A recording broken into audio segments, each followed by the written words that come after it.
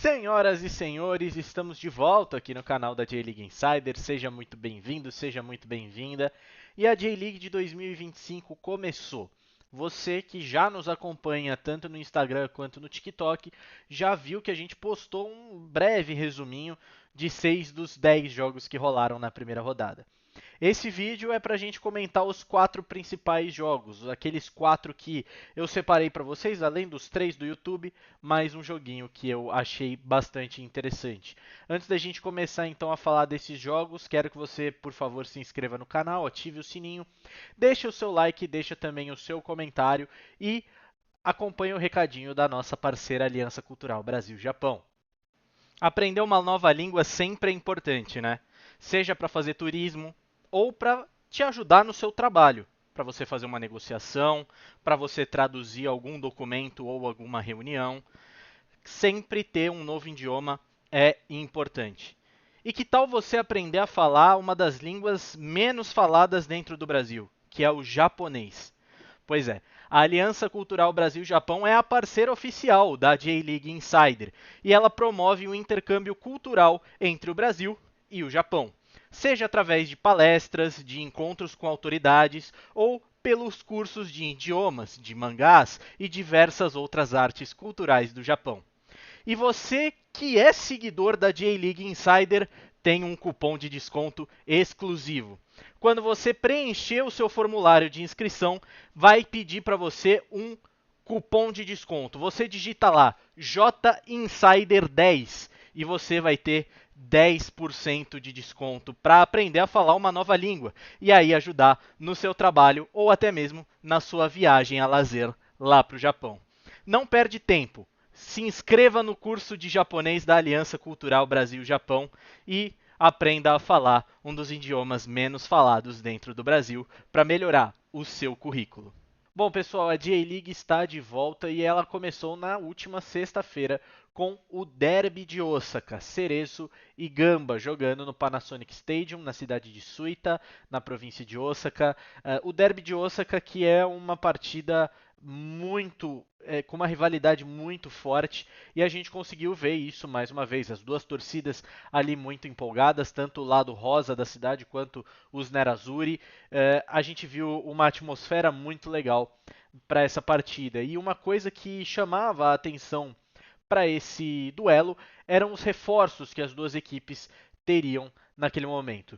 O Gamba que conseguiu trazer de volta o Kanji Okunuki, que estava no Nuremberg da Alemanha, e também trouxe o Gaku Nawata, que é um jogador ali de 18 anos, que acabou de se formar no ensino médio. O Gaku Nawata, que é um dos principais jogadores sub-20 do Japão hoje, além do Rento Takaoka. O Nawata acabou não sendo convocado para a seleção sub-20 disputar a Copa da Ásia, então ele pôde fazer a sua estreia com o Gamba Osaka. Do lado do Cerezo, a gente tinha dois brasileiros, o Rafael Ratão e o Thiago Andrade. O Rafael Ratão vindo do Bahia, o Thiago vindo do Toronto, da MLS, e também o Hatanaka vindo do Yokohama Marinos. Dois deles jogaram, o Hatanaka na zaga e o Rafael Ratão como camisa 9. O Thiago Andrade acabou entrando no meio do jogo. E uma coisa que eu bati muito na tecla, eu comentei esse jogo na Rádio Mirai, uma coisa que eu bati muito na tecla desse derby de Osaka foi no derby que eu fiz ano passado também na Mirai, também no Panasonic Stadium, com o Vitória do Gamba. Achei que naquele momento o Dani Poyatos tinha armado uma armadilha para aquele Cerezo do Akio Kogiko, é, se defendendo mais e sabendo atacar com velocidade, sabendo utilizar principalmente os seus dois pontas. No caso, na época, eram o Elton brasileiro, camisa 97, e o Yamada também, correndo pelo lado. Uma coisa que a gente precisa deixar claro é a diferença de como o Arthur Papas mudou esse time, mudou a armação desse time. O Cerezo contava com o retorno do Shinji Kagawa. Kagawa, que é um dos principais jogadores da J-League, né, se a gente pode dizer assim. Uh, e realmente deu muito certo, principalmente pela forma que o Arthur Papas acabou escalando essa equipe, o australiano. Ele joga o Kagawa um pouco mais para trás para jogar como segundo volante, ao lado do Shunta Tanaka, e deixa o seu setor ofensivo de meio de campo, basicamente para os dois pontas e para o meia, que no caso foi o Sota Kitano, né? Que estava voltando de contusão também. E muito importante a volta do Kitano. Ele que foi um jogador muito elogiado há 2 anos atrás, quando o Cerezo ganhou, né, uma partida de pré-temporada contra o PSG. O PSG foi jogar contra o Cerezo venceu por 3-2. E no ano passado também, quando o Cerezo acabou sendo derrotado pelo Borussia Dortmund, mas o Kitano também entrou nessa partida, também jogou muito bem. Então o Kitano é um jogador que se espera muito. E ele foi muito bem, foi o melhor em campo, participou de 3 dos 5 gols do Cerezo. É ele que abre o placar, inclusive, numa boa jogada do Kagawa, uma tentativa de lançamento para o Rafael Ratão. A zaga, né, o Nakatani, se apresenta bem para tentar tirar, a bola sobra de novo com o Kagawa e o Kagawa consegue jogar para o lado para o Kitano, só tirar do Ichimori. O segundo gol também numa boa jogada, né, da equipe do Cerezo, mas aí eu quero comentar principalmente a movimentação. Vocês lembram que eu falei que o Kagawa estava jogando um pouco mais recuado, tentando jogar mais como um segundo volante. É, Aí estava a armadilha do Arthur Papas. O Kagawa, quando você olha para o posicionamento dele na ficha técnica, no momento da escalação, você vai pensar, bom, o Kagawa vai jogar um pouco mais recuado e vai tentar organizar o jogo dali. Nada disso. Na prática, foi como um 4-1-4-1. Só que no lugar de dois MCs, né, se a gente pode usar assim, meias centrais, na verdade tinham dois meias ofensivos, o Kitano e o Kagawa, os dois se revezando muito entre quem pisava na área e quem ficava um pouco mais atrás. Quando o Kagawa, por exemplo, consegue fazer o seu gol, que foi o terceiro, justamente porque o Kitano estava um pouco mais atrás. Então o Kagawa conseguiu até pegar um rebote e conseguir fazer o seu gol, que foi o terceiro gol. O segundo também foi do Sota Kitano. É, o Shunta Tanaka ainda faz mais um de cabeça. E o último gol é do Motohiko Nakajima, que voltou do Vegalta Sendai.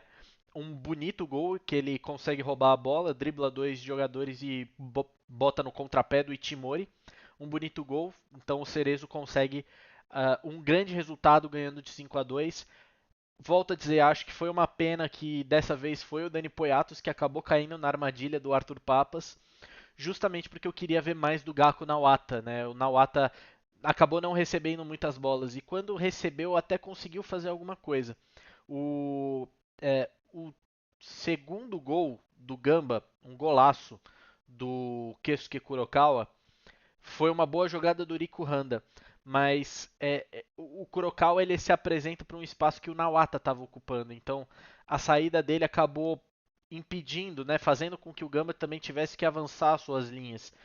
Acho que a mudança naquele momento, no intervalo do jogo, foi um pouco equivocada. Eu teria deixado o Nawata um pouco mais. Claro, tem todo um peso da estreia, tem todo o peso de ser o primeiro jogo dele na J-League, mas eu teria deixado o Nawata um pouco mais em campo. Então o Cerezo vence, larga bem, larga na temporada vencendo o derby e vencendo na casa do seu adversário, que é muito importante, onde foi derrotado no ano passado de forma vexatória, né? E a presença do Kagawa a gente viu que fez toda a diferença. Quem também estreou, mas estreou no sábado, foi o Urawa Red Diamonds e o Vissel Kobe, o atual bicampeão da competição, né, o time de Hyogo, contra a equipe que vai representar o Japão no Mundial de Clubes, o Urawa, a equipe de Saitama. O Urawa ele foi uma das equipes que melhor contratou na janela, ao lado do Sanfrecce Hiroshima, e a equipe titular que o Urawa mandava a campo contava com alguns dos seus principais reforços. Teve a estreia dos dois brasileiros, né, do Danilo Boza e do Matheus Sávio. Teve a estreia do Takuro Kaneko também e teve a reestreia do Takuya Ogiwara. Então, bastante movimentação e muitas estreias acontecendo nesse jogo. O Caetano ainda ficou de fora pelo lado do Vissel Kobe. E a gente viu um jogo muito parelho, muito equilibrado. O Urawa e o Vissel Kobe conseguiram atacar de diversas maneiras. E até ouso dizer que as equipes estavam de certa forma espelhadas, né? As duas equipes tentando utilizar as fraquezas da outra, só que as fraquezas de uma eram as fortalezas da outra. Então acabou meio que ficou um jogo muito truncado, né? Então o 0 a 0 foi justo, claro, a gente teve a polêmica do gol do Marius Roybraten, recomendo que você busque no nosso X para você dar uma olhada, uma bola de escanteio cobrado pelo Matheus Sávio, que o Roybraten disputa de cabeça, a bola bate na trave, corre sobre a linha, no entendimento da arbitragem, algumas pessoas dizem que essa bola entrou, mas no entendimento da arbitragem a bola corre sobre a linha, é tirada, a bola bate então no Matsumoto, se eu não estou enganado, no Taishi Matsumoto, que também estava fazendo sua estreia, bate nele, bate no ombro e o juiz acaba anulando o gol então do Urawa por toque no braço. Algumas pessoas acham que foi ombro, o juiz acabou interpretando que foi braço. Mas eu queria destacar principalmente a estreia do Matheus Sávio, né, que foi muito repercutida na mídia japonesa. Ele teve grandes números, foi o melhor jogador em campo junto com o Tuller. Né, o Tuller teve, que foi o melhor zagueiro do Japão na temporada passada, teve essa missão difícil de parar o ataque com o Matheus Sávio, com o Takuro Kaneko, com o Ryoma Watanabe e também com o Thiago Santana. O Tuller conseguiu ir muito bem, mas antes de destacar o Tuller, quero destacar o Matheus Sávio. Teve um lance no primeiro tempo que eu achei fantástico, que ele pega a bola no campo de defesa e vai disputando com o Kuwasaki até chegar na área e conseguir um passe de 3 dedos para infiltração. Se eu não me engano, era do Watanabe. Então ele consegue um passe de 3 dedos para infiltração do Watanabe. E se o Tuller não faz a cobertura e a leitura perfeita da jogada, naturalmente e fatalmente o Vissel Kobe teria tomado o primeiro gol. O Watanabe teve que chutar em cima do Maekawa, porque justamente o Tuller, que estava fazendo a leitura perfeita da jogada, impediu o cruzamento mais para trás, tanto para o Matheus Sávio, que vinha chegando, quanto para o Thiago Santana. Então, o Matheus ele precisou muito disso, ele teve muito disso. Ele é um cara que consegue fazer essa leitura do jogo e agora no Urawa Reds isso deve ser potencializado também com o nível de jogador que ele vai estar atuando. Ele vai estar atuando com gente de nível de seleção japonesa, ou por exemplo, o Gustafsson, que esteve no banco a maior parte do jogo passado. O Gustafsson é um jogador de seleção sueca. Então, além de estar jogando com o Takuro Kaneko, além de estar jogando com o Ryoma Watanabe, além de estar com o Thiago Santana no comando desse ataque, o Matheus também tem a certeza de estar jogando com um grande volante que é o Samuel Gustafsson e também com um sistema defensivo muito bom com o Sekini e o Ogiwara pelas alas, o Danilo Boza, que também foi muito bem, um pouco abaixo do Tuller, e o Roybraten na outra zaga. Falar um pouco do Tuller, né, que foi o melhor zagueiro da J-League do ano passado. O Tuller, mais uma vez, muito participativo do jogo. Se eu não me engano, foram 75 ações com bola, né, de acordo com o SofaScore. Venceu quase todos os seus duelos, sejam divididas aéreas, divididas terrestres. Teve 16 bolas afastadas. Então, muito desse 0 a 0 passa pelo Matheus Tuller, que mais uma vez é eleito com toda a justiça o melhor em campo. Ele e o Matheus Sávio tiveram muita participação no jogo. Do jeito que a gente está falando, pode até fazer com que você se confunda que foi um jogo amasso do Urawa, mas não, teve chances dos dois lados. O Osako acabou parando no Nishikawa umas 2 vezes, o Muto também acabou parando no Nishikawa algumas vezes, então foi um jogo muito parelho. Acho que foi um jogo mais divertido em termos táticos, que você observava os treinadores, né, tanto o Takayuki Yoshida pelo lado do Vissel Kobe, quanto o Maciej Scorza pelo lado do Urawa, você via que eles estavam tentando mexer em algumas peças, em algumas funções, o tempo inteiro para tentar surpreender o seu adversário. Então, taticamente, acho que esse foi o melhor jogo da rodada. Claro, nenhum em futebol jogado, nenhum vai superar o Derby de Osaka, que a gente viu um grande futebol das duas equipes, o Gamba um pouco abaixo. Mas nesse caso, acho que taticamente foi o melhor e foi muito divertido. Eu capotei no meio mais por conta de sono mesmo, mas depois Por eu já ter acompanhado o primeiro tempo, eu fiz questão de acompanhar também o segundo tempo no sábado à tarde. E foi um jogo muito divertido, muito bacana. No domingo, quem estreou foi o Sanfrecce Hiroshima e o Machida Zhelvia, né? Nessa madrugada de domingo, eles estrearam e a vitória do Sanfrecce também, mais uma vez, muito justa. O Machida Zhelvia, que teve alguns dos seus estreantes, dou destaque principalmente para dois zagueiros, o Ryu Hokikuchi vindo do Vissel Kobe e também o Daihachi Okumura, perdão, Okamura, perdão, e vindo do Hokkaido Consadole Sapporo, porque justamente o Gokuroda optou por uma linha de três zagueiros, por espelhar justamente o time do Sanfrecce Hiroshima. E achei isso muito inteligente, porque no final do ano passado já estava um pouco saturado, os outros times já estavam entendendo como o Matida jogava. E acho que muito do Matida ter perdido o título do ano passado cai justamente sobre esse entendimento que as outras equipes tiveram sobre o estilo de jogo. E acho que mudar o esquema para espelhar o esquema do Sanfrecce, o 3-4-2-1, foi muito inteligente não só por ganhar mais defensivamente e dar a oportunidade dos zagueiros jogarem, mas também de ter o Mochizuki e o Nakayama na linha defensiva, né, nas alas defensivas, o Nakayama e o Mochizuki com muita liberdade para atacar, e eles tiveram muita liberdade para atacar.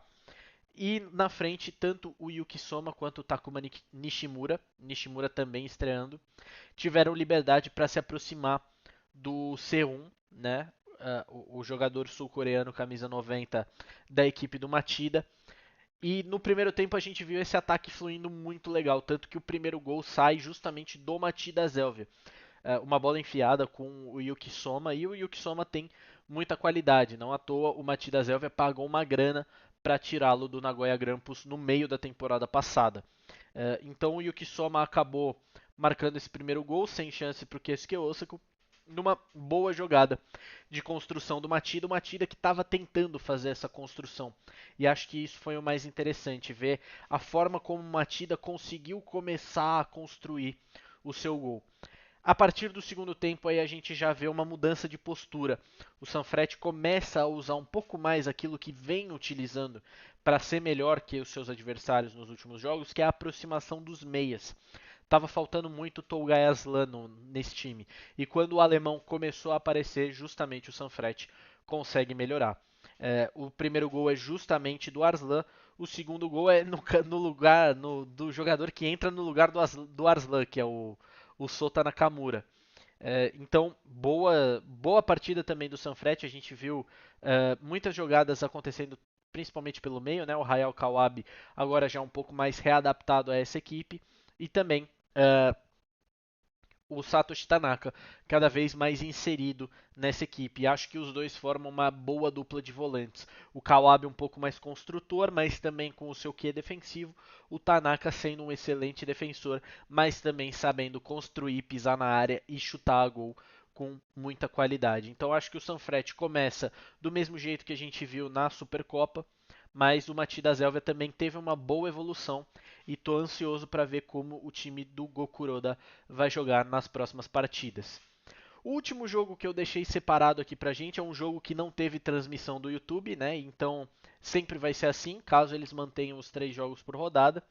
E eu separei a vitória do Kawasaki Frontale para cima do Nagoya Grampus. O Nagoya que contava com a reestreia do Matheus Castro, camisa 10 que voltou do Al Tawon da Arábia Saudita, mas o Kawasaki Frontale contava com a estreia agora na J-League do treinador Shigetoshi Hasebe, que veio do Avispa Fukuoka para substituir o Toru Oniki.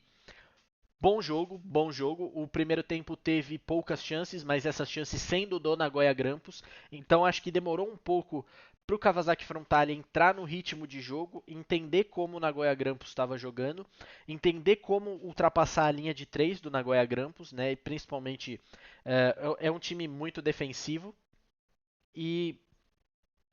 Mas quando entrou no jogo, principalmente a partir do primeiro gol, o gol do Kota Takai de cabeça. Aí entra um problema do Nagoya que a gente já vê desde a última temporada, que é uma ansiedade de tentar definir a jogada, de tentar voltar ao jogo.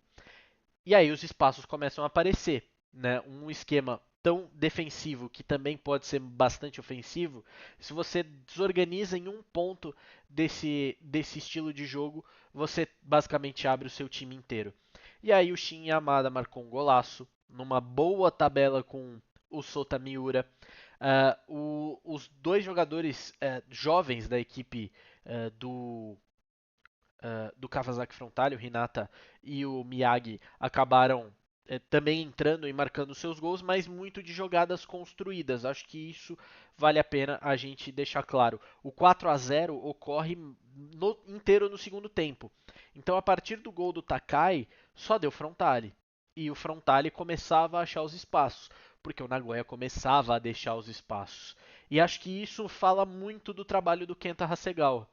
Ele é um treinador bom, não é top 5, não acho que seja um dos melhores treinadores que o Japão tem hoje. Ele é um treinador bom, que sabe armar bem as suas equipes, e dependendo do material que ele tem para trabalhar, ele consegue incluir alguns bons resultados no seu currículo.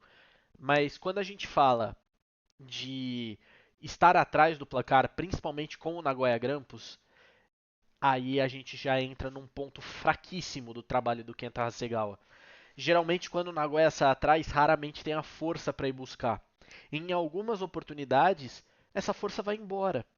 A força que vinha demonstrando vai embora, como foi no caso que a gente viu.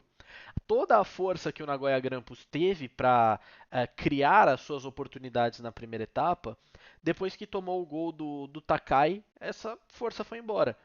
E aí ficou muito fácil de entrar na zaga do Nagoya. Recomendo que vocês peguem os melhores momentos. Ficou muito fácil de entrar na zaga do Nagoya. Então eu acho que é isso, sim, sabe? O Kawasaki teve seus méritos, o Frontale teve os seus méritos, mas o Nagoya também permitiu com que o time do Hasebe tivesse esses méritos.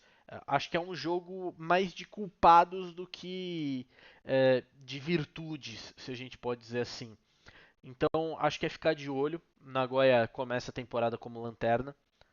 Então, é ficar de olho, é melhorar essa mentalidade e não tenho dúvida que o Matheus Castro vai poder ajudar nisso. Espero que você tenha gostado dessa análise. Peço mais uma vez para você se inscrever no canal, ativar o sininho, deixar o seu like, deixar seu comentário, mandar para os amigos. E aqui também vão estar as nossas redes sociais, lá no Instagram e no TikTok. A gente acabou postando um breve resumo sobre os outros 6 jogos que a gente não falou aqui, tá bom? A gente volta então na semana que vem. Tem Champions League e tem também a J-League na sua segunda rodada. A gente volta para comentar, tá bom? Vou ficando por aqui, um abraço e até a próxima.